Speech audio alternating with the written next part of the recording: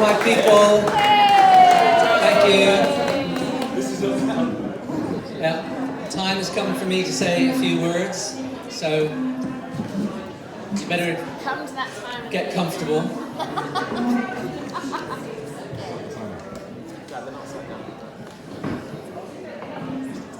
Honestly, who are those people at the back? It's the speech, guys. Okay, let's go. Okay, so first of all, on behalf of Jeanette, my wife and I,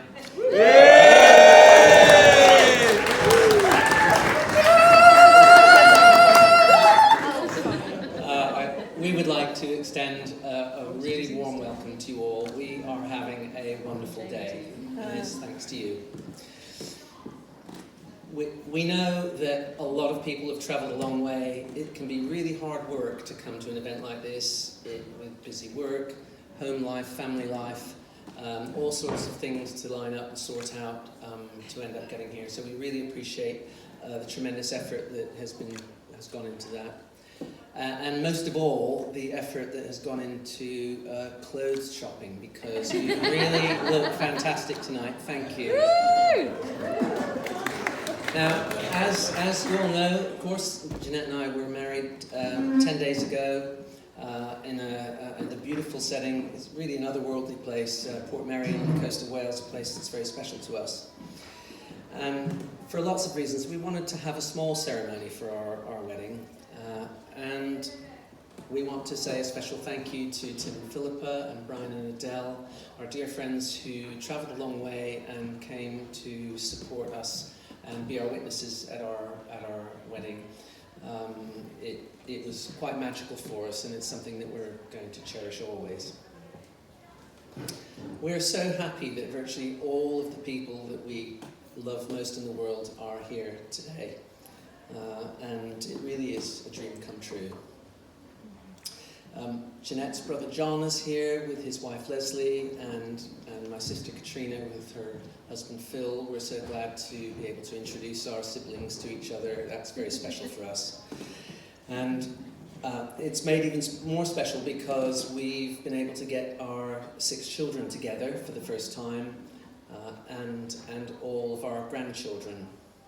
And I mean, for quite some time now, I've been pretty sure we were into double figures with the grandchildren thing. But today, it's quite impressive that we managed to get a photograph with all of them in it and count them, and it's definitely 11. So we're really proud of you all and your families, and it's been great to be sharing this with you guys. So thank you. Sadly, our parents are no longer with us, and they haven't been able to share this wonderful event with us. But I was very lucky to meet Jeanette's mum, Jeanette and John's mum, I should say, just a few days before she passed away, and it really meant a lot to me. I think it meant a lot to Jeanette as well. She was frail, weak and tired, sort of slipping in and out of sleep while we sat with her. And as I said my goodbyes to her, she opened her eyes and held my hand, and she looked up at me and gave me a lovely beaming smile, and she said, "And you're a very handsome young man."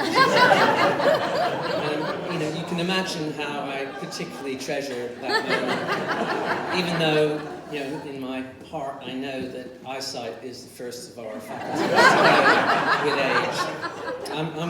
I'm gonna keep that one. But seriously, I'm sure that your parents, Jeanette, would have been so proud of you and very happy for you today if they had been here.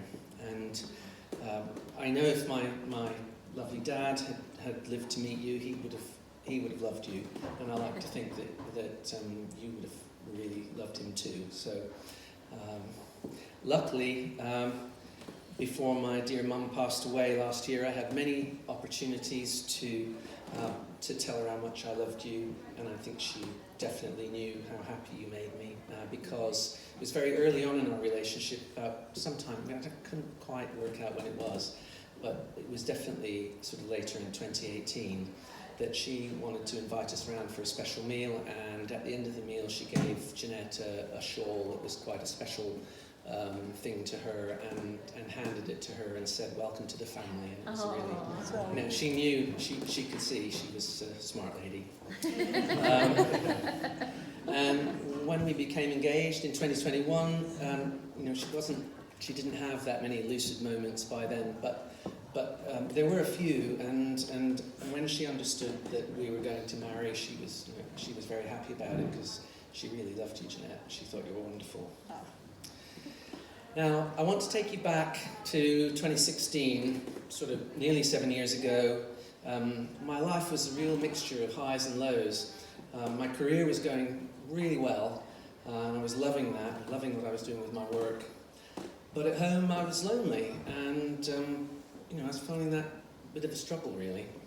So, being in my late 50s, I thought, well, maybe this is it, And also, I was kind of frightened of the risks of getting involved again. So, it's at times like that you realise, you learn about a great deal about the people who are in your life. And I was so fortunate. I am so fortunate, and was so fortunate to have the loving support of my 5 wonderful children, their fabulous spouses, and at that time the blessing of 3 lovely grandchildren.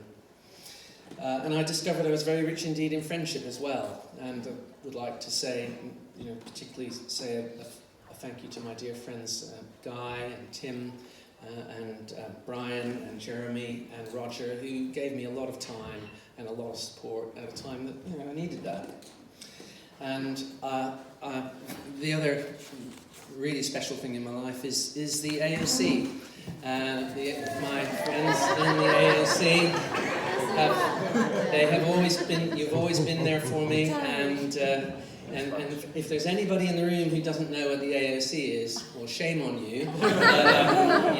You're not allowed to leave until you find out what the AOC stands for. Get yourself a wig. Because for me, the AOC is pretty much the most important thing in my life outside of my family. They're very, very special. So now we've all heard stories about how common it is for people to cross the road to avoid speaking to someone who's going through a hard time. But my lovely neighbours, Jill and Martin, they crossed the road to check, over to me to check how I was, and I didn't really know them that well at the time, but they're that kind of people, and I'm really lucky to count them as very good friends, and they were great to me too. So, this was all fantastic, but I sort of started to develop the awful realisation that I was really feeling a little bit sorry for myself, and I thought, I really got to pull myself together, and so I made a decision that I had to do something about this, because I just couldn't carry on like this. And so it was, having been invited to Katrina and Phil's house for New Year, this is at the end of 2016, I had quite a bit of idle time being in somebody else's house. So I did a bit of research about online dating, and before I knew it, I'd purchased 3 months membership of Elite Singles.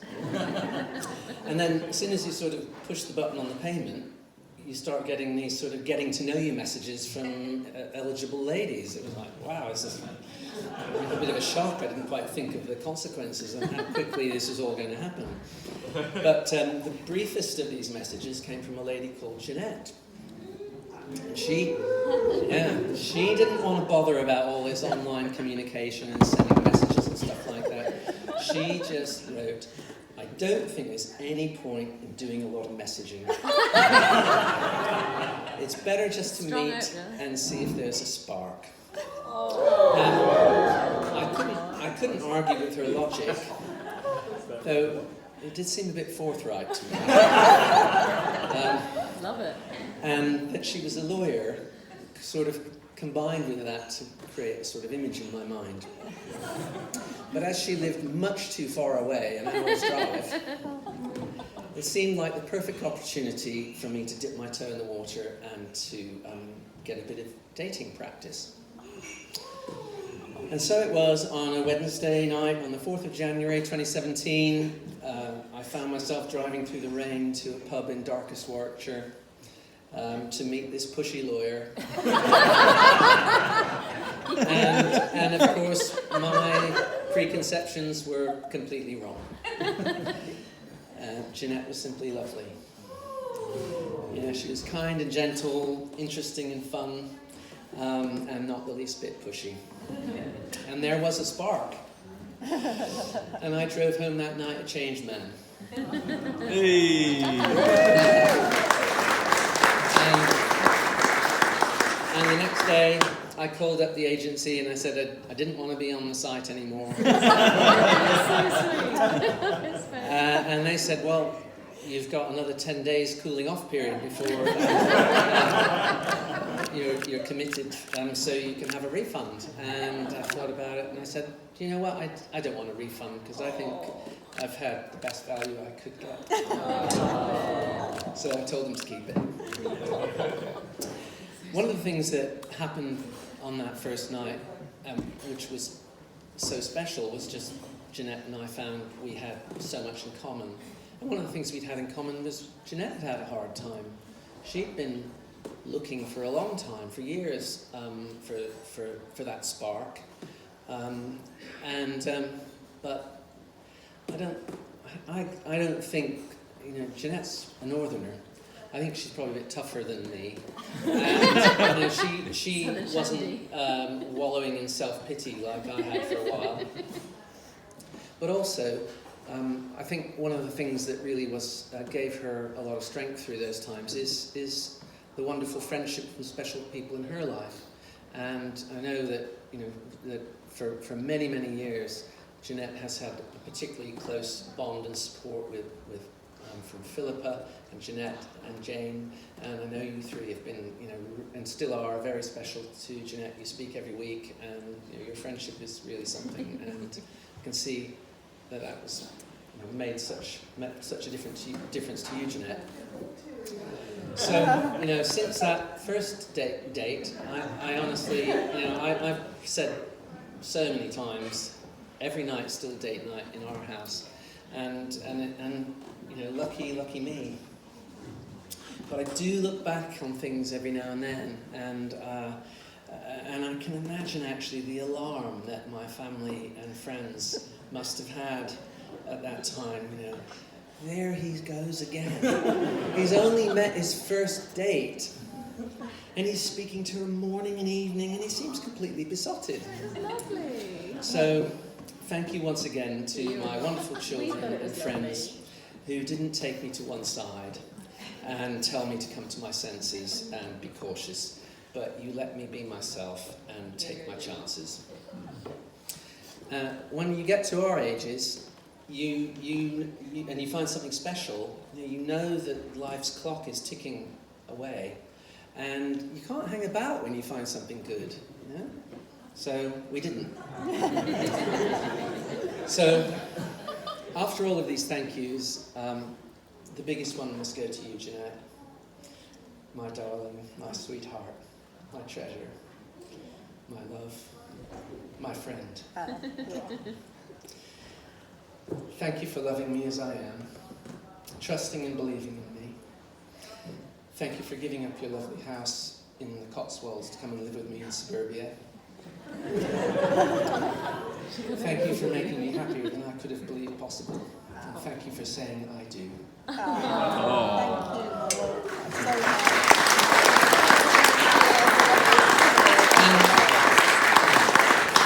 And so it's time for me to propose a toast. Hey. So ladies and gentlemen, please be upstanding and raise your glasses to my beautiful bride, to Jeanette.